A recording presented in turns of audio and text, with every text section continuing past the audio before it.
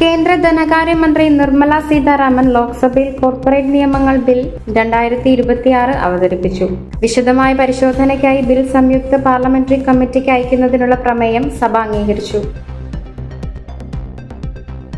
Hormuz കടലിടുക്ക് തുറക്കുന്നതിനുള്ള US president Donald ട്രംപിന്റെ സമയപരിധി അടുക്കുന്നതിനിടെ ഇറാൻ അമേരിക്കൻ സൈനിക താവളങ്ങൾക്ക് ശക്തി നൽകുന്ന പശ്ചിമേഷ്യൻ വൈദ്യുത നിലയങ്ങളെ ആക്രമിക്കുമെന്ന് ഭീഷണിപ്പെടുത്തി.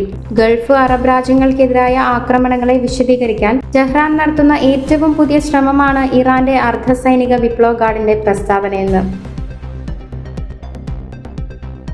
മാർച്ച് 23 മുതൽ കേന്ദ്രം വാണിജ്യ LPGയുടെ 20% അധികമായി സംസ്ഥാനങ്ങൾക്ക് അനുവദിച്ചിട്ടുണ്ടെങ്കിലും കേന്ദ്ര സംസ്ഥാന സർക്കാരുകൾ മുൻഗണന നൽകിയിട്ടും കേരളത്തിലെ ഗുരുതരമായി ബാധിക്കപ്പെട്ട മേഖലകൾക്ക് ഇതുവരെ ആനുപാതികമായ വിഹിതം ലഭിച്ചിട്ടില്ല.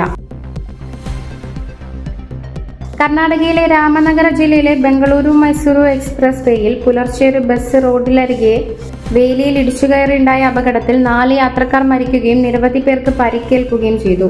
അപകടത്തിന്റെ ആഘാതം ഗുരുതരമായിരുന്നെന്നും ബസ് പൂർണ്ണമായും തകർന്നുവെന്നും പോലീസ് പറഞ്ഞു.